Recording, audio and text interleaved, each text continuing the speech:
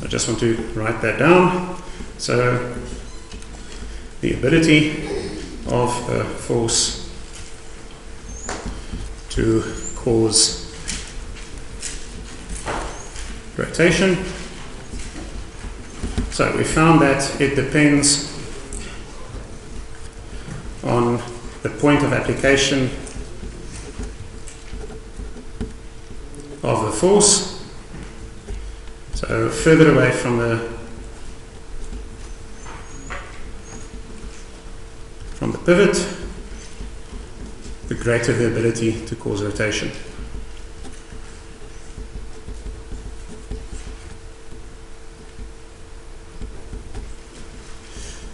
Now there are some other things that influence the ability of the force to cause rotation, and one can illustrate this quite simply.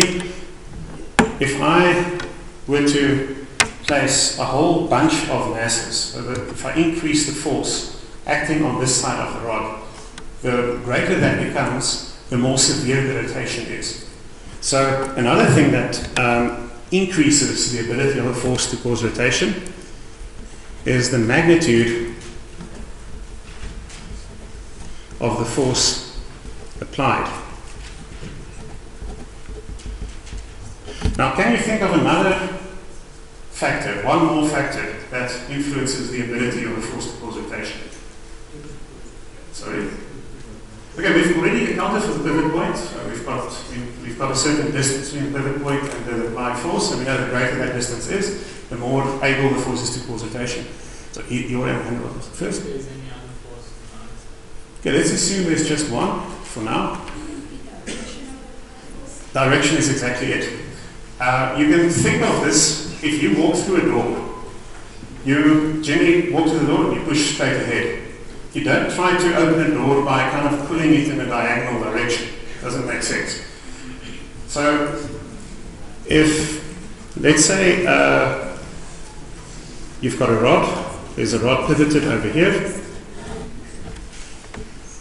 and you want to rotate this rod by applying a force to it.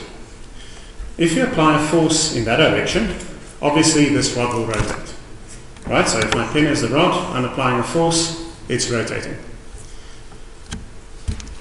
Now this rod itself, it's not translating. So if I apply a force there and I've got a pivot point over here, I get rotation. I don't get that the whole thing moves upwards. So the linear acceleration of this rod is 0. So that means we've got another force over here, which is just a normal force, that balances out this force in magnitude, so that the sum of forces acting on this rod is equals to 0. So if you just add up these two vectors, you get 0, but because these forces are applied at different points, you get rotation. So now it becomes very important where on an object we apply a force, and where on the object, for example, a normal force of friction or something like this is applied. However, if you apply a force, say, in this direction, so instead of applying a force in that direction, you apply a force in this direction.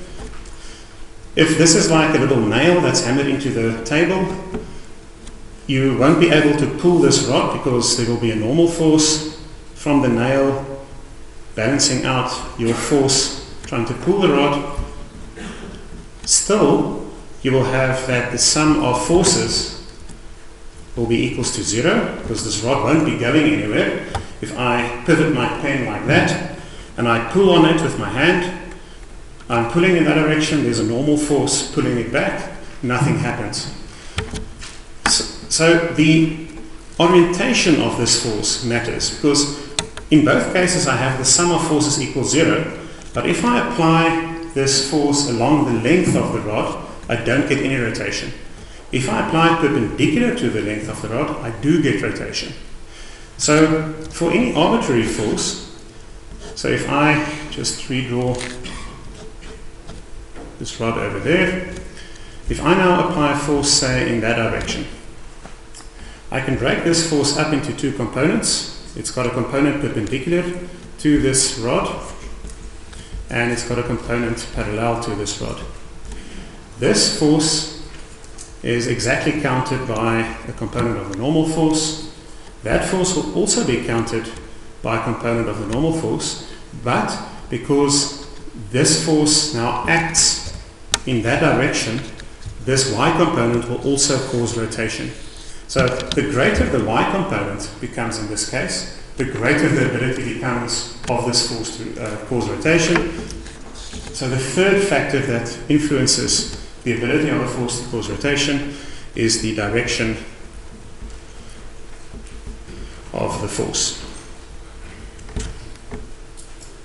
Now, the ability of a force to cause rotation has got a special name, and you might have encountered this especially if you're interested in motorcycles or cars and things. This is just called torque. So, if you buy a new car, it usually says it produces so many Newton meters of torque.